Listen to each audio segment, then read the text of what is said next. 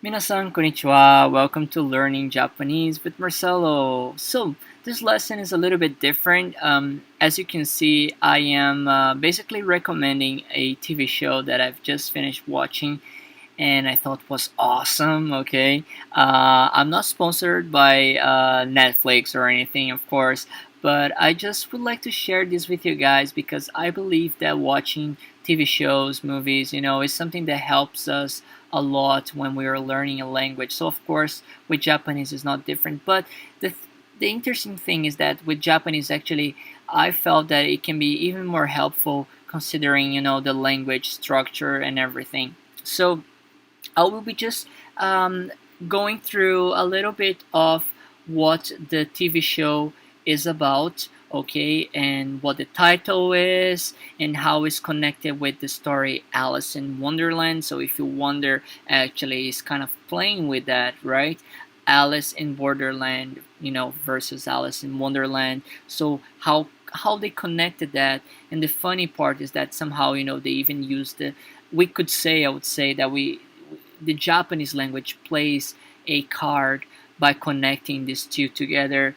And at the end, I will also use one little scene, a dialogue from episode 1, to teach you a term in Japanese that also has a kind of a cultural meaning, a cultural side of Japan. So I think it's going to be interesting with you guys. Don't worry, I'm not going to be giving any spoilers, okay? So you still be able to go and watch. But from the next lessons, the next episodes, that I will take some dialogues. I might have to, say something. I will always try my best not to, but for this one, I promise no spoilers at all. Okay, so don't worry if you haven't watched it, you still will be able. I'm just gonna basically be explaining like the title and how what is like just a little idea of what the story is about.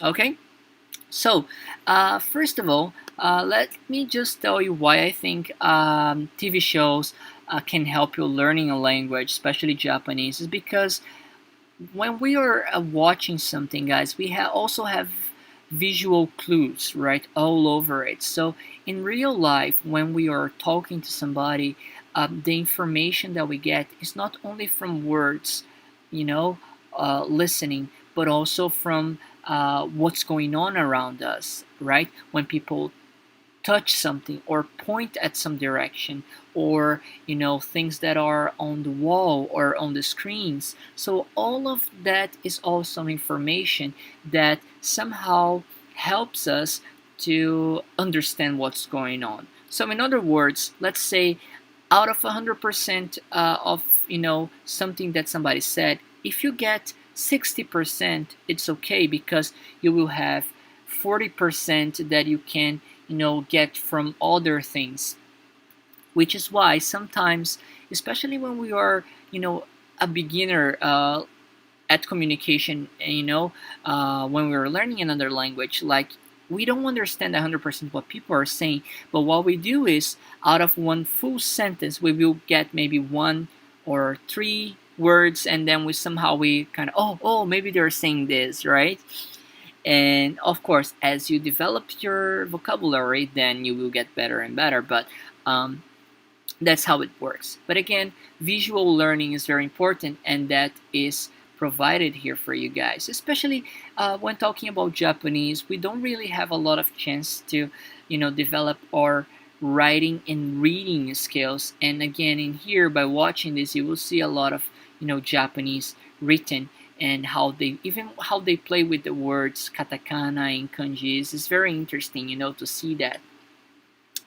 The second point is listening. So again, listening, it's important to understand, and independent of the language, watching a TV show is even better than watching a movie, because we actually get connected with the characters, and we get used to their voices and to their accents. So, for example, in my case, I had a lot of problem with British English, or Australian accent at first when I first started learning. But if you talk to the same person over and over and over, eventually you will start understanding them better, right? Somehow that's how our brain works, So I think it's the same, like it happens when we are watching TV shows, because you listen to that same person's voice over and over. Somehow it becomes easier for you to understand. And this is when TV shows become very, very, you know, important to help you to develop those listening skills, in my opinion. And again, Japanese language has something even like more peculiar compared to other language, which is the polite and non-polite language, right? We also call it tamigo, which is words that you would use with friends, basically intimate people. And we, like, as foreigners learning Japanese, we don't really practice that because we're not really allowed to use those, like ore, like omae, like terms, because it's not polite simply. And if you were working or if you were at school with your teacher, you will not use those languages. However, again, in order to become fluent at the language, you need to understand. Maybe you are not going to say it, but you should be able to understand if somebody say it to you, right? So this is very important because you will be able to hear a lot of non-polite English, Japanese in this TV show. Okay, and the last one is getting into it. By is this I mean to get involved, guys, to get interested, to get a motivation to learn Japanese, and this is very important. Like especially TV shows that continue for years. Like I'm a big fan, for example, of The Big Bang Theory. It lasted for 12 years, and somehow, like I feel that helped me a lot. Like uh, to keep in touch with the language, and you know what I mean. So the longer the TV show lasts, like the more like into it you get, because you also get this connection with the characters. So I feel that's very important, to have that kind of motivation, and of course, to understand more, and that's very, very, very cool. Okay, now let's talk a little bit about the origin of this TV show. Actually, the origin is a manga. As you guys know, like manga is very popular in Japan. So it was first a manga, then they made a anime version, and now we have the Netflix version. Okay, but of course, if you guys are into mangas or anime, I also suggest that you have a look at those maybe after you finish watching the TV show. But it's definitely pretty cool, especially if you like the art, like manga art. The drawings are just amazing. Okay, now let's talk a little bit about the title, okay, which is also how I'm gonna get into the story a little bit. But basically here, they are playing, as I said, with the Alice in Wonderland story, right? So in Japanese, the title is Imawa no Kuni no Arisu. Imawa no Kuni no Arisu, okay? Which in English became Alice in Borderland. However, I do prefer the title in Japanese because I just don't really, like the Borderland. And I'm gonna explain you why, okay? Anyway, Arisu, let me get first into Arisu. So, Arisu would be Alice, right? Which is the little girl, as we know, in Wonderland. However, you might watch the entire show and think, who the hell is Alice, right? And where is Alice? And you don't get it, but Alice is actually the main character, and it's a boy, okay? So here is how they actually uh, play with the words in this TV show, with the language itself, which is amazing. Okay, so Arisu, if we take the name, the girl's name, Alice, and we write it in katakana in Japanese, it will be written as Arisu, okay? As I mentioned in my lessons before, any word that comes from a foreign language, we use katakana to write it, right? So that's why foreigners' names are written in katakana. However, this main character is 100% Japanese, right? So how come he's Arisu? Because actually Arisu is not his first name, but is his last name, guys. It's his family name. So this is a scene from the first episode when he leaves his house, and as you can see, this is his house family's plate. In Japan is very common that in every house we have this, this plate with the name of the householder. And here you see that his family name is Arisu, which is why he is the main character and he is the Alice here. Okay, so this is the first thing that I want you guys to understand. Now, a little lesson from here is that in Japan, we can call people by their first name and by their last name, okay? When we are not intimate, when we don't know them, we will always call them by the last name plus san, or, like kun, or that. But usually san, ne, arisu-san would be. However, if it's a teacher or somebody that your boss, they will call you just by your last name without the san. Okay, especially teachers in school, they will always call you by your last name, and that's it.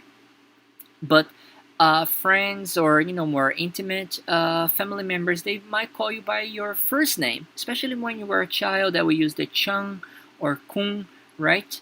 So just for you guys, know that there are these differences when we call people's name in Japan. In other countries, usually it's the first name, and that's always. But in Japan, usually, it depends on the situation. And in this case, in his case in particular, most of his friends call him Arisu, and eventually the people from the game, from the show, will call him Arisu as well.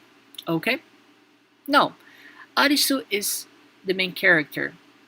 Now, kuni means country, right? And imawa is the word that somehow I don't really connect with Borderland. Okay, land could be kuni, right? But imawa, ima is the kanji of now, right? Like right now. However, imawa has this meaning of edge. I would say maybe translate as at the edge of dying. Like shini kakatteiru is the Japanese a term for it's about to die. When it's imagine something that is fainting, is almost dying. That's the meaning of imawa. So imawa no kuni is a country where you are at the very edge of dying.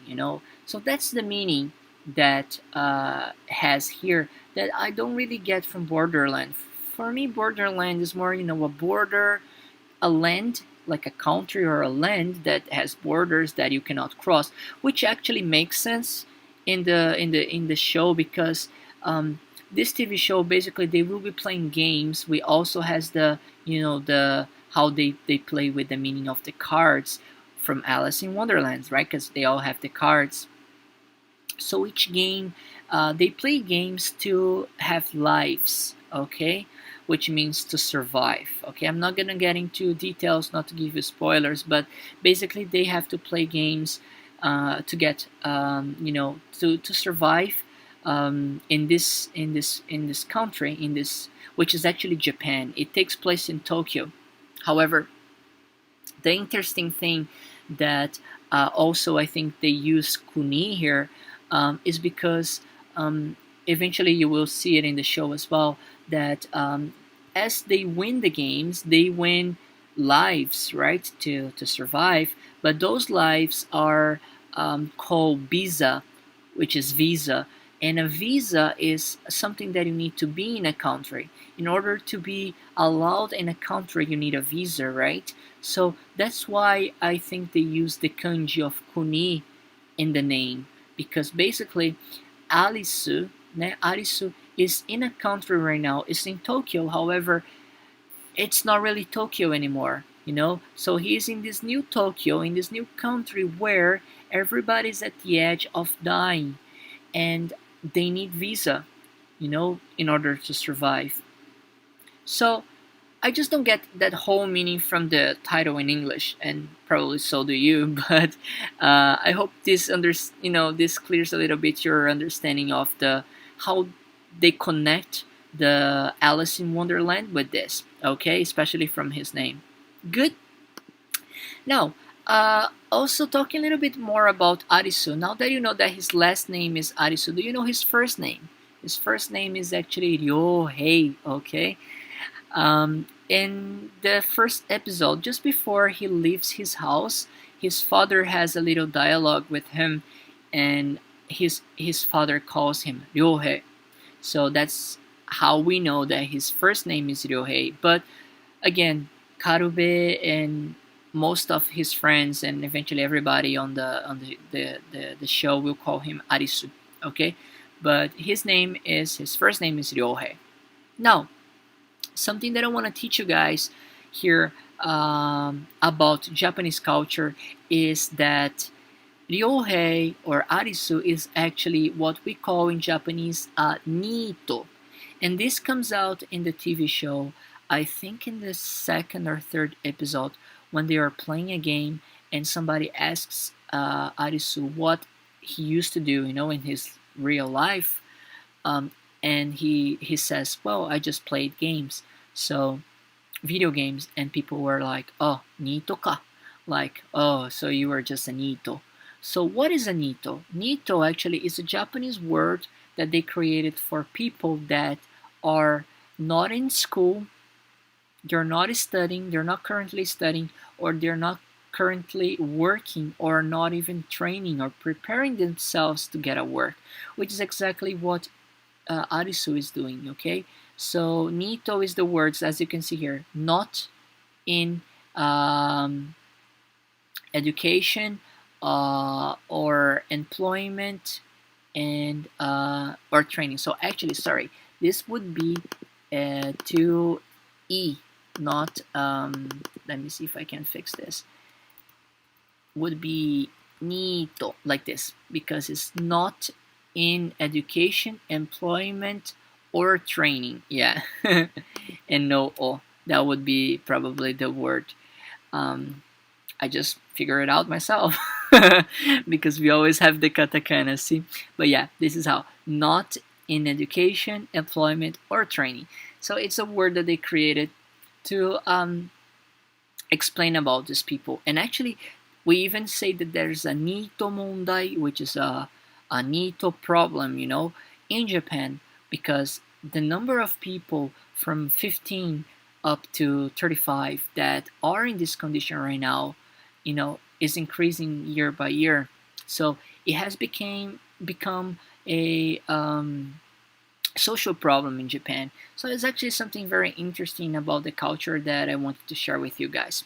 Okay, but moving on, guys. A little bit more about the title and how this connects with the Alice in Wonderland story, which is how they play with the language as well, which fascinates me. As you know, I'm crazy for Japanese languages. Is that as I told you already, Arisu is his last name. However, here they are playing how it is the way the Japanese people pronounce the English name Alice, right?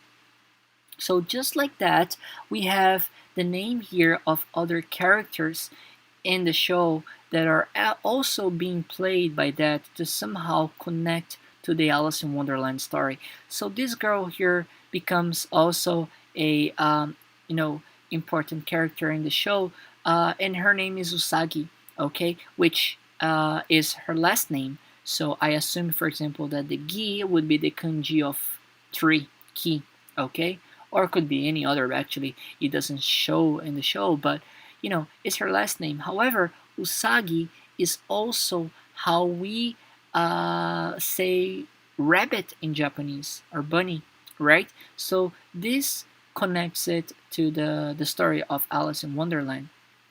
And also the same goes for Queena. Queena is this character here that is a name. Okay, it's her name, the same as Mira, but Queena would be the Japanese sound for the English word queen. Okay, which somehow you will understand. I'm not gonna give any spoiler, but you will understand because I will just say that Queena Why is she a queen? Because people that love to have put makeup on, they are queens, and that's a little bit of her story, and that's how she's connected to the Alice in Wonderland, because of course we have the queen over there, and Mira is a Japanese name, but also is the Japanese sound for the word in English mirror, right? And then we have the Hatter here, who is actually in the show. He used to have a hat shop in Tokyo. So it's a very interesting way, how they play with the katakana, like Usagi, and they connect it to the Alice in Wonderland. It just like makes it so clever. Anyway, guys, so let me just tell you then the lesson, which is from the first episode.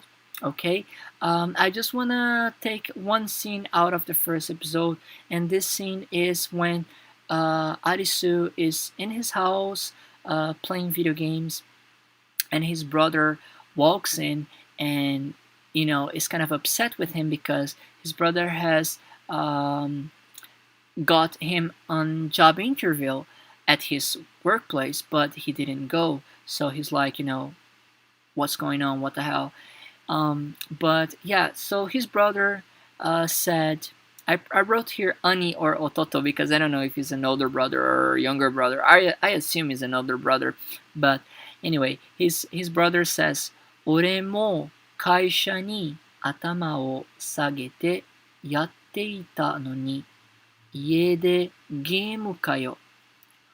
俺も会社に頭を下げてやっていたのに家でゲームかよ。俺も会社に頭を下げてやっていたのに家でゲームかよ。So he's saying 俺も means me too, assuming that his father probably did it the same before. 会社に for my company or for the company. 頭を下げて This is the term in Japanese that I want to teach you guys. Here is my teaching point from this episode. Literally will be translated as lower my head. Okay, so lower my head to my company. Me too. Yateta no ni is like I was doing this, but iede at home game kayo. You are playing video games. Like seriously, this kayo nan nen kayo like really, like seriously. The kayo gives this meaning of like I can't believe this. So basically his brother is saying like I ask my my boss, my superiors to give you a chance, to get a job, like a job interview. So I did you a favor. I lower my head, because of you, to help you, and you were just playing games at home, like you didn't even bother to go. Are you serious? That's what he's saying here. And Arisu says, 俺頭下げてくれと言ったか。俺頭下げてくれと言ったか。俺頭下げてくれと言ったか。Me or I 頭下げてくれ please lower your head と言ったか。Did I say or did I ask please lower your head to you? So basically he's saying, did I ask you to do that? Like, did I ask you to go and beg for a job interview for me? So, it's a little argument that they have in a very Japanese way.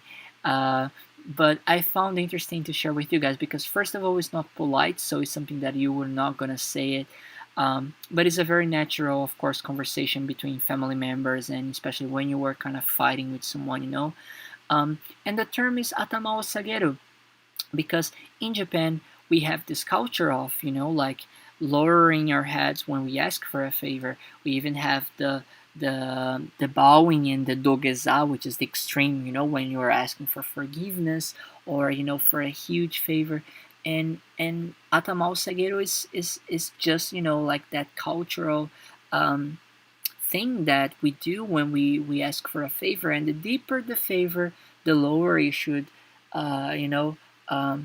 lower your head. And that's something that I really kind of like about the culture.